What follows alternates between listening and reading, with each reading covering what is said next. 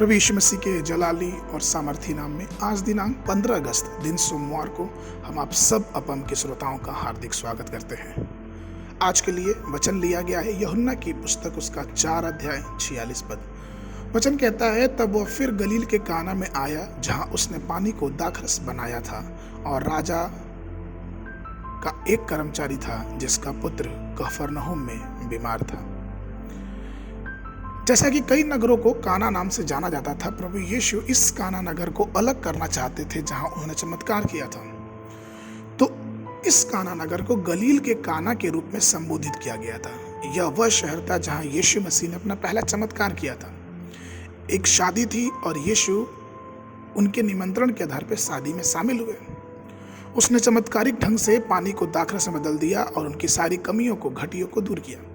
यह घटना हमें याद दिलाती है कि प्रभु यीशु प्रेम पूर्वक निमंत्रण स्वीकार करते हैं, हमारे और आपके कार्यक्रम में भाग लेते हैं, चमत्कार करते हैं और परिवार की हर एक जरूरतों को पूरा करते हैं। इस जागरूकता के साथ आपको यह भी सुनिश्चित करना चाहिए कि आप प्रभु को अपने जीवन में चमत्कार करने के लिए आमंत्रित करते हैं, चाहे कोई भी कमी हो या कमी ना हो। हालांकि सैकड़ों नगर ऐसे थे जहां प्रभु यीशु एक बार भी नहीं गए थे, परंतु गलील के काना नगर को दोबारा अनुग्रह मिला। यीशु मसीह एक बार फिर उस नगर में चमत्कार करने के लिए गए थे। एक रईस व्यक्ति था जिसका पुत्र कफरनहूम में बीमार था। पवित्र शास्त्र कहता है यूहन्ना की पुस्तक उसके 4:47 में कि वह यह सुनकर कि यीशु यहूदिया से गलील में आ गया है, उसके पास आया और उससे विनती करके कहने लगा कि चल के मेरे पुत्र को चंगा कर दे, क्योंकि वो मरने पे है। उसी के 50वें से लेकर 53 पद में इस प्रकार से कहा गया, यीशु ने उससे कहा, जा तेरा पुत्र जीवित है। उस मनुष्य ने यीशु की कही हुई बात पे प्रतीति की और चला गया। जब वह मार्ग में जा रहा था तो उसके दास उससे आ मिले और कहने लगे कि तेरा लड़का जीवित है।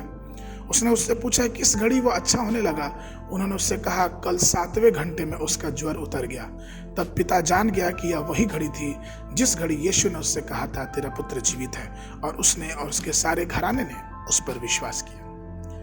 गलील के काना का एक और भेद है। नतानिएल प्रभु यीशु के 12 शिष्यों में से एक है, और नथानिएल नाम का अर्थ होता है परमेश्वर का उपहार। ऐसा कहा जाता है कि नतानिएल ने काना में चमत्कार देखने के बाद यीशु का अनुसरण किया। यूहन्ना के सुसमाचार के अनुसार उसका नाम नथानिएल के रूप में दर्ज किया गया, जबकि अन्य सुसमाचारों के अनुसार इसे बरतुमई के रूप में दर्ज किया गया। आपको पता है, प्रभु यीशु हमारे परिवारों में भी चमत्कार करने के लिए इच्छुक है। प्रश्न यह है कि क्या हम उसे अपनी प्रार्थनाओं में अपने परिवारों के बीच चमत्कार के लिए आमंत्रित कर रहे हैं कि नहीं? ठीक वैसे ही जैसे मरियम ने किया था। क्या हम उससे विनती करते हैं कि आकर हमारी बीमारियों को, हमारे पारिवारिक परिस्थितियों को ठीक करें, जैसा कि वह धनी व्यक्ति ने यीशु से किया?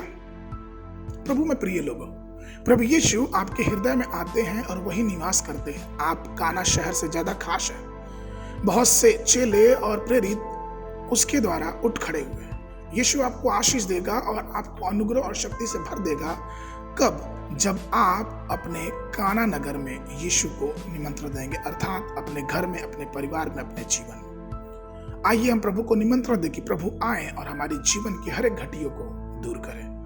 आज के मनन के लिए जो पद है वो लिया गया है यूहन्ना की पुस्तक उसका 1 अध्याय 45 पद। फिलिपुस ने नथानिएल से मिलकर उससे कहा कि जिसका वर्णन मूसा ने व्यवस्था में और भविष्यवक्ताओं ने किया है, हमको मिल गया है।